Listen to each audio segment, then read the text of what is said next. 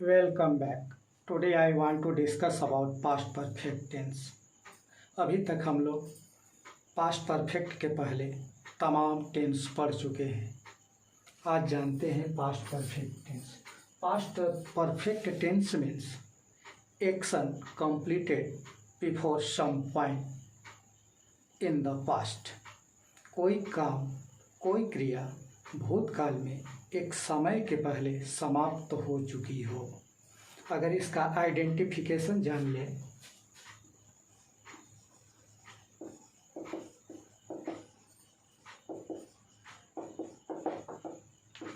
यह टेंस का मूल आधार है पहचान करना। इफ वी गेट चुका था, चुकी थी, चुके थे, आ था, ई थी, ए थे in ending part of Hindi sentence with verb, we know it is in the past perfect tense। जब हिंदी वाक्य में क्रिया के साथ चुका था, चुकी थी, चुके थे, आ था, ई थी, ए थे लगा रहे तो आप समझ लेना कि वह पास्ट परफेक्ट टेंस होगा।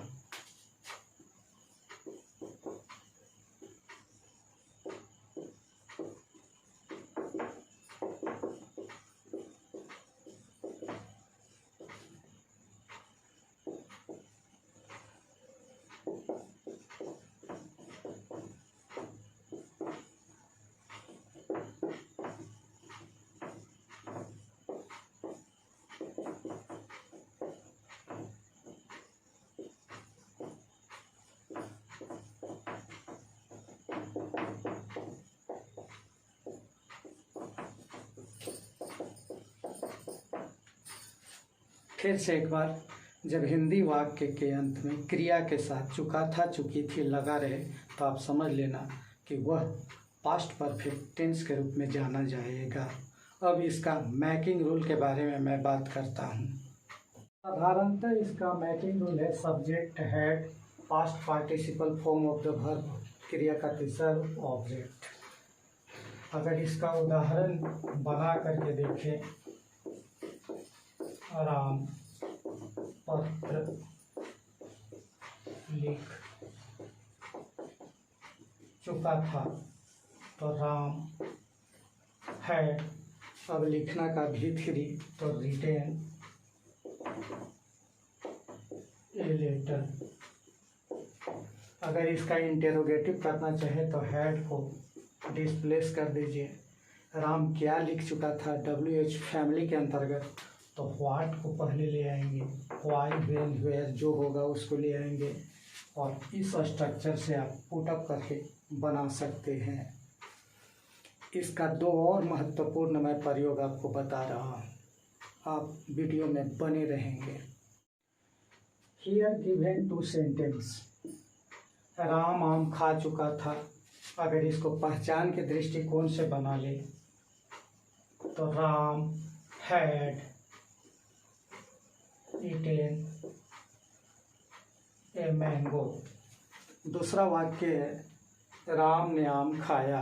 अगर इसको अपने पहचान के दृष्टिकोण से बनाए तो बनेगा राम एट ए मैंगो।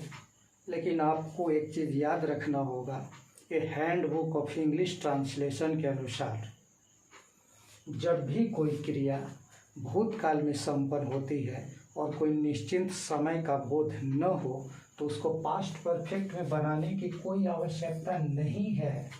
पहचान भले इसका है पास्ट परफेक्ट का, लेकिन अगर इस वाक्य को भी आप ए ट्रांसलेट कर दें तो सही माना जाएगा। According to a handbook of English translation by Bholanath Pathak का स्पेशल यूज आप जानेंगे।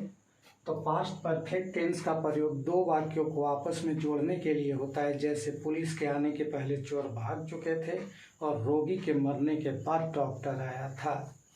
तो प्रश्न उठता है कि इन दोनों स्ट्रक्चर का किस तरह से प्रयोग करें कि दिक्कत न हो। Subject had V3 before subject V2 object, या subject V2 object after subject had V3 plus object. तो इसके लिए आपको एक शर्त अपनाना होगा। सब्जेक्ट हैड V3 ऑब्जेक्ट का प्रयोग जो कार्य पहले हो उसको ट्रांसलेट करेंगे, और सब्जेक्ट V2 प्लस ऑब्जेक्ट जो कार्य बाद में हो उसके लिए हम करेंगे। जैसे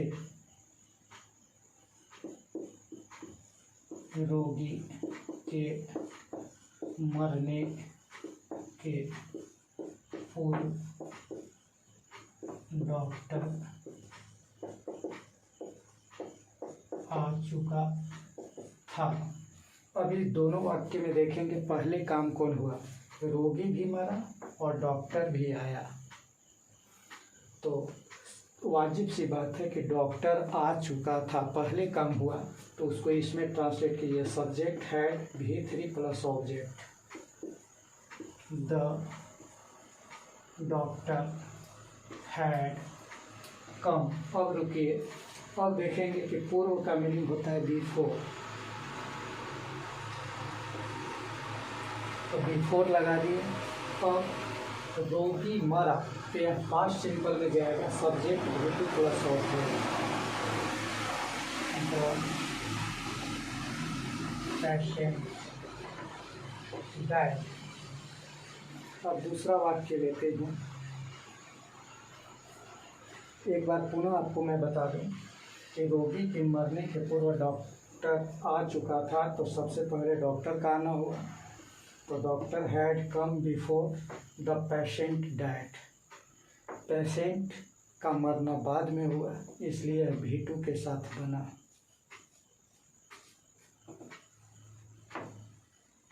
अब इसी वाक्य को पलटते हैं।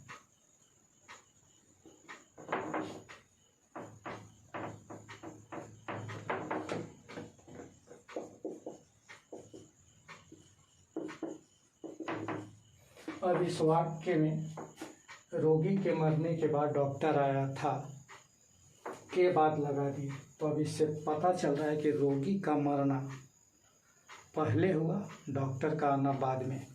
तो यहाँ देखेंगे कि जो कार्य पहले हो इससे ट्रांसलेट करेंगे, और जो कार्य बाद में हो इससे।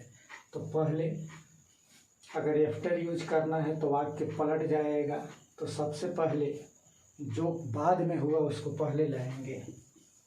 द डॉक्टर केम आफ्टर, अब द